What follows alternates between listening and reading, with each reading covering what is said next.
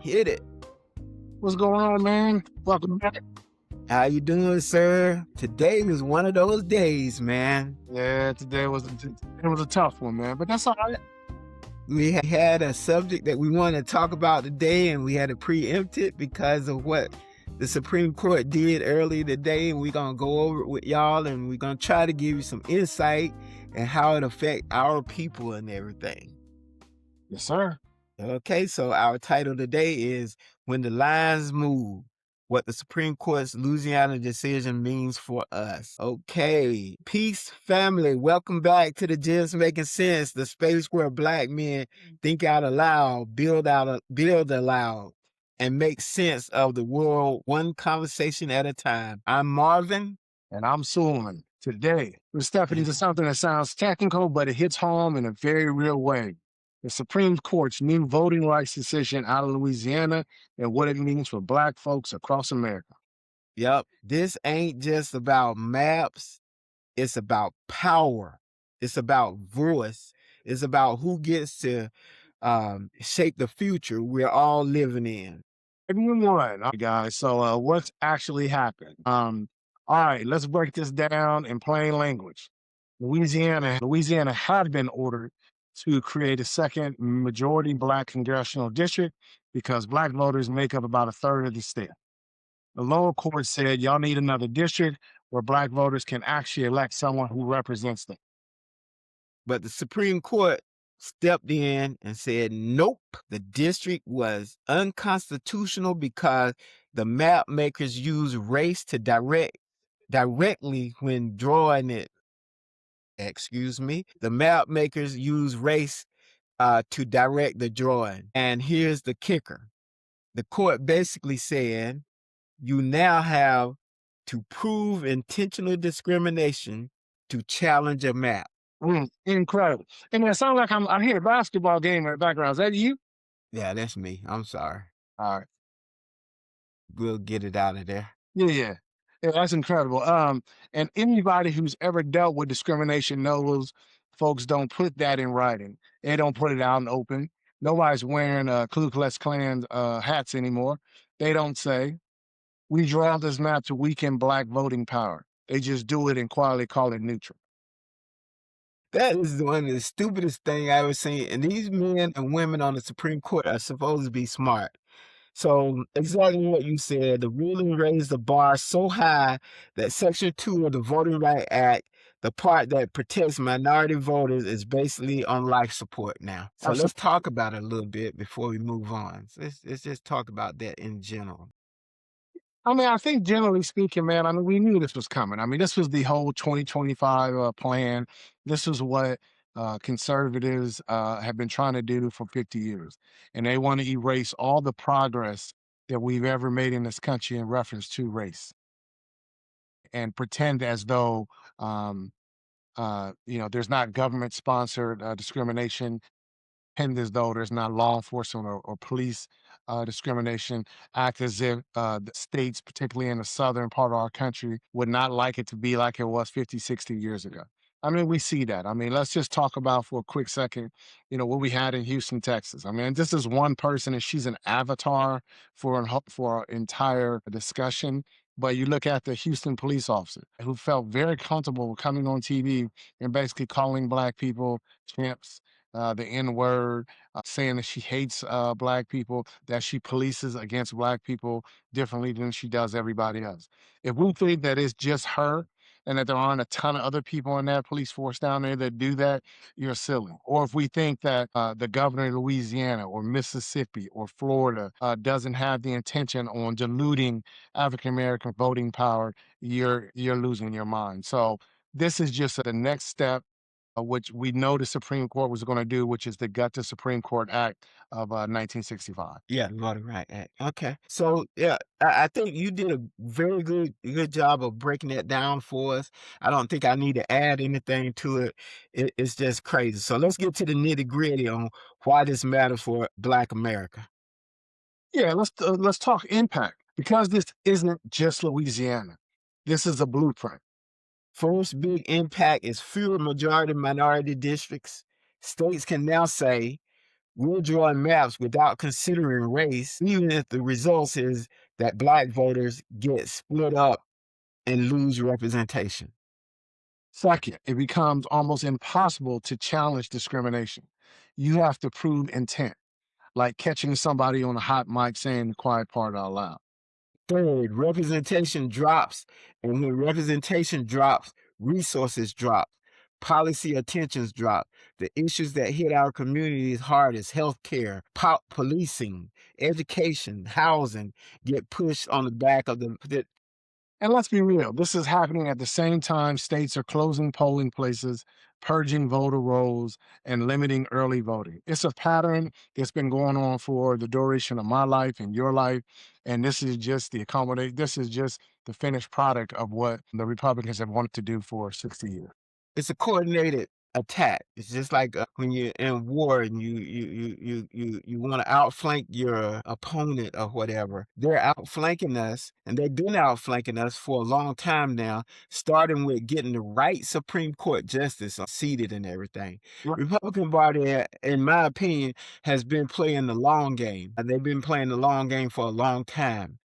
When you put a list out of all the Supreme Court justice wannabes, the people that you want to put in these seats and everything, the Democrats were doing a real good job of putting federal judges in place. But when it came to the Supreme Court, the Republican Party did their due diligence, and they got out, and the Democrats got outflanked by missing at least Supreme Court justice nominees put up for nomination, and the Republican party's got them, and now they got the court that they've been looking for a long, long time.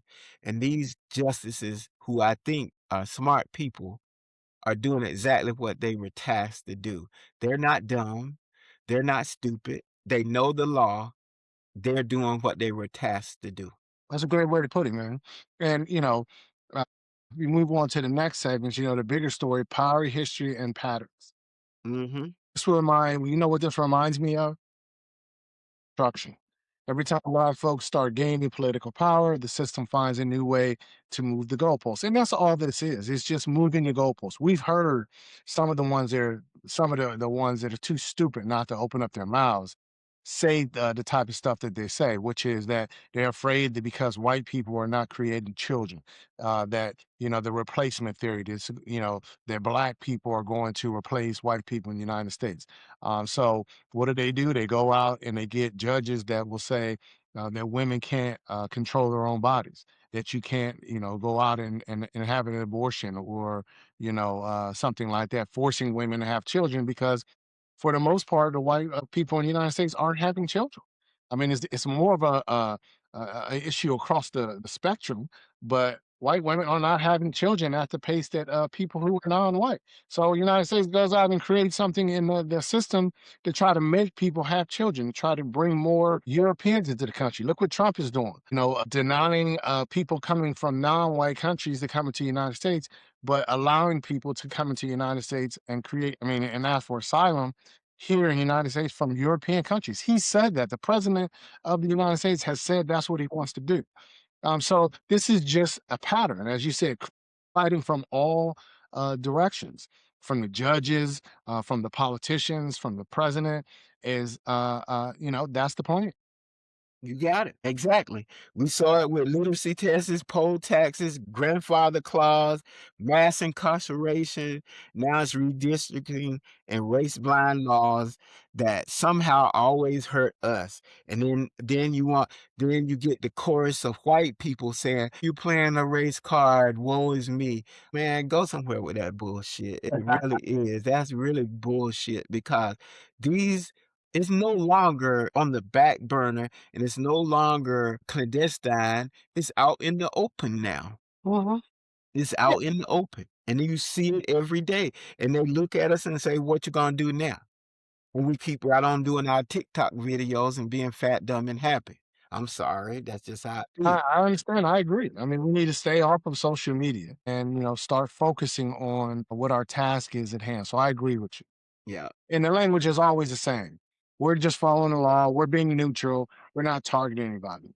And the reality is that if that's the case, then why That's are what they say. all of the changes to the maps and all of the changes to voting rights are they affecting a certain population? Yeah, and they say all these things, so Right, if it's that, then what are you doing? If right. it ain't broke, don't fix it. Well, why isn't it happening in Wyoming? Why Yeah, why isn't it happening in Montana? Why isn't it yeah. happening in Vermont? It's It God, man, that's a good point, man. That's doesn't a it great only point. happens in places where there are black people, Black people, exactly. where we have voting power, Mississippi, where we have a large population, Louisiana, Arkansas. Why is it only happening in those states? Why isn't it happening in Iowa, or, Oklahoma or Nebraska or somewhere like that? So we know what it's about. I saw somewhere where when Maryland was ran by the Republicans, that Prince George County did a redistricting, and I think there's over 600,000 people in Prince George County, and Yeah. over Well, 400,000 of them are black. mhm, But they got 8 representatives, and 6 of them are white. The mhm, other 2 are black. sure. The math ain't mathing, you know? It just ain't mathing, and, they think we can be okay with this. We are gonna have to at some point in time, we as Black people are gonna have to show, uh, our power. We're gonna have to show our power. We're gonna have to show up at the polls. We're gonna have to do all those things. So the system is unequal, it's not neutral anymore, and it doesn't protect the inequality and everything. Yeah, I mean, say that again for the people in the cheap seats. That's just the reality. I mean, there was a reason why, diversity, equity, and inclusion was attacked at the rapid pace that it was attacked. Because what that did is it made the playing ground even and level. You had to justify hiring John as opposed to hiring Jason. There needed to be documentation to say this person is better than them. You needed to do that. They didn't want that. So they attacked it and called it, affirmative action program. When essentially what it was doing was making the playground even. So it's just we got to see the steps, we got to see the flanks, we got to see what it is they're doing. This is not a Donald Trump 4 year plan. This was something that was implemented in the late 70s, the early 80s that they wanted to do, and they've been trying to get it done for the last 40, 50 years. And they've accomplished it. They pretty much accomplished it with this Supreme Court. Yeah, you're exactly right. So like I said, that's basically the whole episode, what we've been talking about here, but we're gonna try to bring it home a little bit, and I'm gonna talk about Georgia, in particular because I live here in Georgia, and the South because the South is the hardest hit. For those of you that been around for a little bit and understand the Voting Right Act, we understand that about 4 or 5 years ago, this all started when the Supreme Court took piece by piece and took the one piece out of the Voting Right Act that said that these southern states had to report to the Supreme Court before they make changes in their voting system. That happened about 4 or 5 years ago. Back then, we said this is the first piece to drop Mhm, in dismantling the whole Voting Right Act, and you can see that that's what they've been doing steadily mhm. since then. So, let's talk about it. Let's bring this home to Georgia, a state where Black voters have reshaped politics in the last decade. We are almost blue here in Georgia now after being red. Yeah, and you got to believe lawmakers are watching this Louisiana ruling like a playbook. They're already doing it. I mean, Florida has already redrawn a map that they're going to approve. Yeah, Here in the Commonwealth of Virginia, the people voted to change ours, but the Supreme Court of Virginia has blocked it. yeah. So it's okay to do it in Texas, and it's okay to do it in Louisiana and Mississippi, but in Virginia, or California, where the two governors there actually put it to the people Exactly. in the vote, and you got Republican judges who are overturning the people's will for politics. So you better believe lawmakers are watching Louisiana like a playbook. And New York is now saying that they're gonna redraw their maps too. So that's a good we're fighting fire with fire. At least we're trying to do that. Yeah. Georgia already tried to redraw maps in ways that weaken black voting strength. Courts pushed back, but now with the new standards, those same map might survive now. So this gives Georgia new light now. So we'll see what happens. Georgia will have to bring up a case pretty soon because I think the law of the land, but with this Supreme Court, that may change.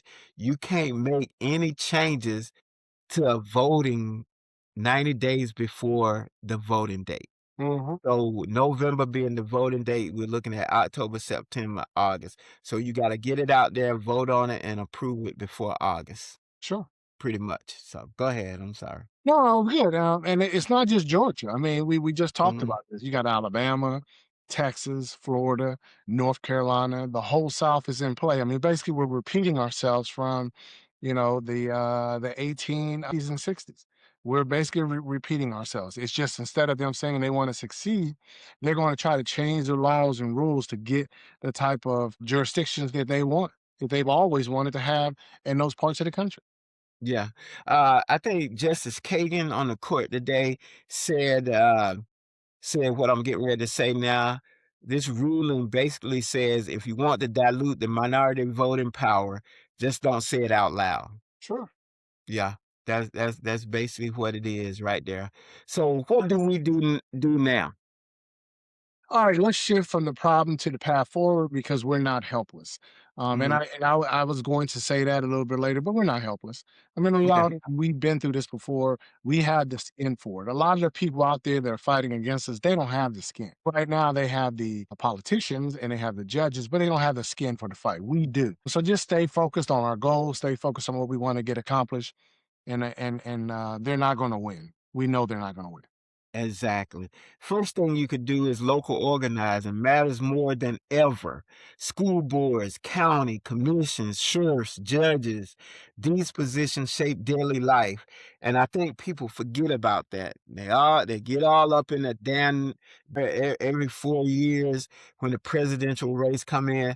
But as you look around every day, you got the sheriff and the school board telling you how you got to raise your kid and all this other stuff.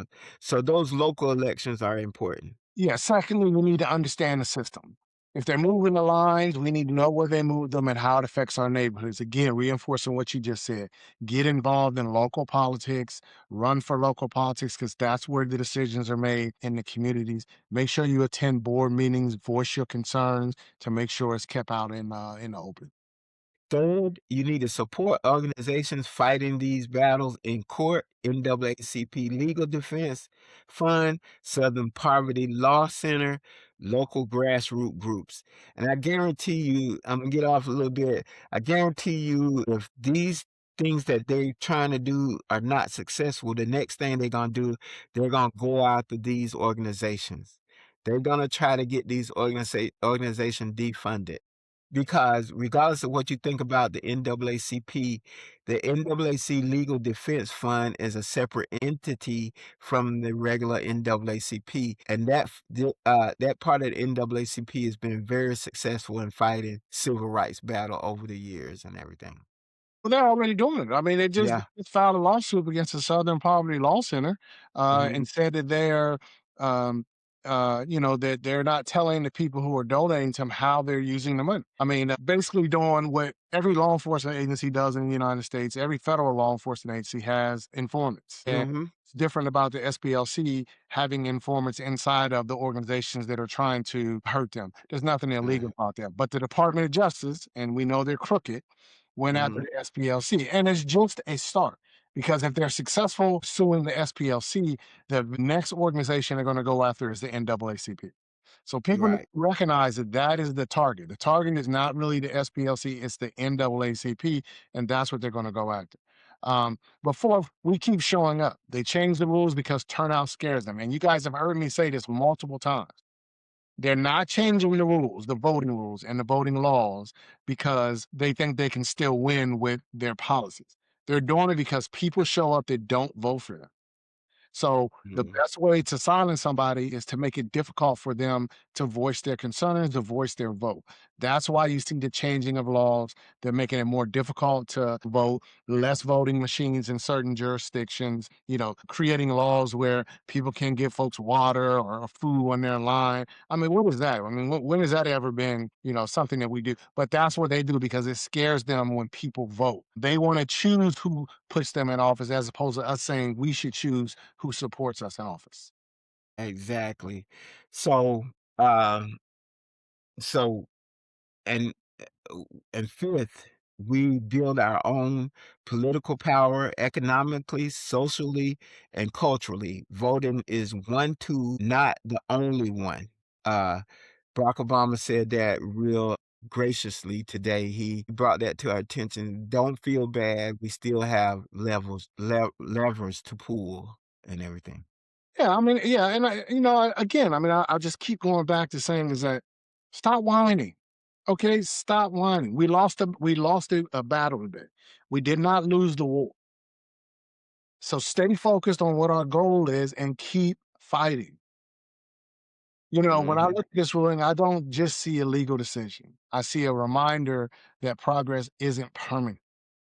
And you have to continue to stay on top of it and to ensure that all the rights that you have fought for, all the rights that my grandparents and your grandparents and all of our great great grandparents have fought for over 100 and something years, they're trying to roll it back.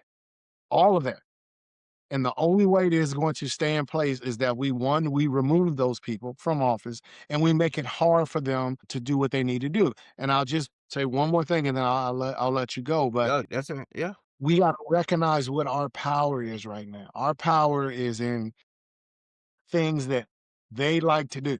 And I've said this for a very long time. Why, parents, are you sending your children to Louisiana?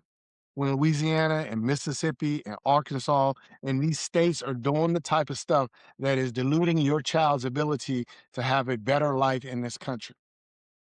Why are you doing that? Louisiana without sports would be a dump. It's already a dump, but it would be a bigger dump if they didn't have Louisiana State University football or basketball or baseball. It would be a bigger dump if people like who want to go down there and create movie theaters are not taking millions of dollars into the state of Louisiana. Those are the same people that are going to be on TikTok and YouTube and complaining when Louisiana's governor does something against black people. But yeah, you take your business down there to make them richer. It makes no sense for us to do that. So we have to recognize where our power is. Louisiana state football would be rugby if it wasn't for the black ball players that go down there and make that state the money that it makes. So consider that when you're sending your kids to go to college to play the sport or going to college just to learn. There are plenty of HBCUs in Louisiana that we could send our kids to. Yeah, exactly. It really is. So, when I look at this, yeah, go ahead. I'm sorry. Yeah, yeah, that's no problem. So all these things are not permanent. All these gains we made are not permanent, but neither is oppression, injustice, or silence. Those are not permanent either. So, Yeah, we okay. survived worse. We built through worse. We organized through worse. Keep your head up, keep moving, taking steps forward. And we'll keep making sense out of no sense together. Yes, sir. You have any on another note? Yes, I do. I really do. On another note, I'm going to talk about this little stupid so-called assassination attempt. It- it's just strange how every time this president struggles in the polls or things don't look like it's going well for him or his party, that something like this happened to try to bring about sympathy. Nothing that these people have been talking about in Congress or anywhere else has anything to do with the price of gas, the price of food going up, the price of all kind of goods and services going up. Nothing they're doing right now have to do with what we're going through right now. None of it. And they keep getting away with it. Every freaking day when I see them on TV, they're talking about stuff that don't matter to us as people right now. And at some point in time, you keep putting your foot on people's neck they're gonna wanna get up and they're gonna try to get up and you're gonna have a problem. Sooner or later, it's gonna be a problem. And it's not a problem until it becomes a problem. You best believe that. That's all I gotta say. That fake assassination. I'll jump on the end of that, but I do have another one. But on that topic, I'll just say this: I'm not a conspiracy theorist, and I'm not even going to get Mhm. into whether it was legit or not. I'll just say this: we've had presidents since 1776, and we've only had two presidents that were assassinated, and I believe one president lost a duel with another person. Yeah. And this man's time as president, he supposedly, someone has tried to kill him 3 times. The math ain't mathing.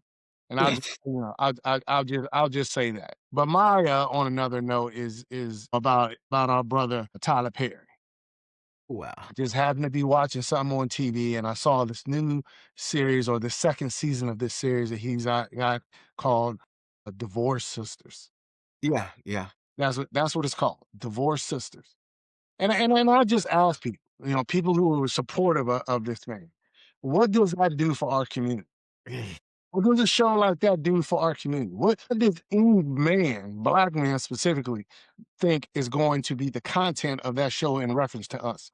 Divorce sisters. Why are we highlighting divorce in our community? Out of all the stories, Mr. Perry, that you could make about our community and how we are, you choose divorce to highlight. So we can have 5 black women on the show disrespecting their former husbands and making divorce seem like it's something that is acceptable, when in our community it should be unacceptable. But that's not surprising for Tyler Perry because Tyler Perry finds every bad thing that happens in our community and makes a show about it or a movie about it. And then all of our people go running to go see it. And this comes around full circle of what I've been saying for a long time about is about our image. We are the ones that can control our image. If you don't go and see this trash or you don't sit down on your couch and watch this trash, it won't come out on television. Demand more from people who create content about us. Demand more from our so-called entertainment leaders in producing better content for your children and our children. There are millions of black families in this country that he could have made a show about that talked about people being married for 20, 30, 40 years and how they made it and talk about the trials and tribulations that that family has gone through their life. He could have created a show like that, but no, he finds something that is going to trigger people, particularly black women, and put it on television um, to make fun of what divorced people go through. It makes no sense to me, people. So I'll Yeah. get off my soapbox, but I wanted to put that out there that it at some point we got to say this is not the type of content that we want to see on our television. We're better than this. We're not just a broken people who have a high divorce rate. And start putting out shows and movies about the better part of our community as opposed to the small fraction of the community he seems to always want to make a movie about. So Yeah. I'll let him Yeah. go. Well, good. Yeah, thank you. I appreciate it. Before we get out of here, like I said, I appreciate that. That was a good presentation and everything. Um, so kudos to you, you know? Yeah. Yeah. Yeah. Yeah, I enjoyed it. Let's talk about Gents Making Sense. At Gents Making Sense on YouTube. Go see it. We're still making great Yeah, strides. We we're hit growing we up, man. We're getting big. we're over 82,000 views right now. We close to 180 subscribers. Keep subscribing, keep watching, keep looking. We're just gonna put it out there. We're trying to make sense out of stuff that normally don't make sense to us and our community. It's how we feel, and we try to speak on facts. If we get something wrong, we'll be the first one to come back and correct it. But we're gonna keep on doing what we do. And closing out, family, thank you for rocking with us again today. This episode hit you. Share it with somebody who needs to hear it. Yeah, follow the show, leave a review, comment on our content, keep the conversation going in your circles. We love the back and forth with people. If you read any of our comments are always about the show and about our content. We don't need to get into arguments with people. We're not going to do it. I mean, we'll Yeah. argue the facts, but we're Yeah. not going to get into this back and forth name calling, the silly stuff that goes on online. That's not us. Mm, yeah. But we're going to be men, and we're going to respond to you in that. Okay. Until next time, stay sharp, stay grounded, and keep making sense. Thank you, sir. Yes, sir. Peace out. Peace out.